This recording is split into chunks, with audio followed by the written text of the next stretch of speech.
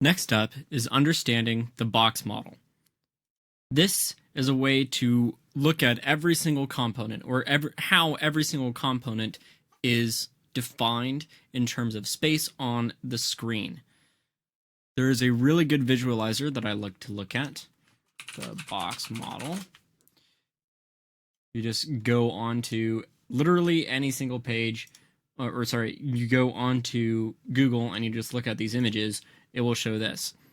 You'll also see something like this, especially if you're in Google Chrome, all over the place. So if I go into here, I right click, inspect, I can see this specific thing, and I can look at every single element and what the height and width, the padding, border, and margin are, and where they show on the screen. So this is a way to identify, or this is how what the box model is. So it starts with width and height, then it goes to padding, which is basically surrounding the element or surrounding the contents, and then it goes the border, and then it does the margin, which is outside, essentially outside of the element.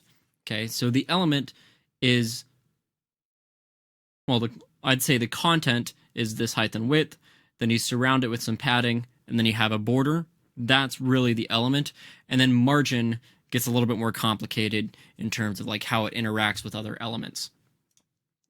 So that is the order of the box model.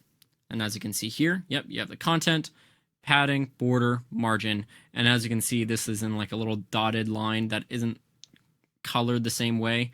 That's why I would say that border is where the element stops in a way. So, and I already, yeah. So width and height is, yep, obviously width and height of the area. The amount of space between the content area and the border. And if there's no border, it'd be the amount of space between the content area and the margin. That's the padding. Border is the thickness and the style border surrounding so basically, where's some borders on here? Here's a border. So you can see this is a border. Oh, my camera is showing over that. Let's look at this. So this is a border surrounding that button. In between the start and the border, that's all padding. Okay, and then in between these two elements, that's the margin.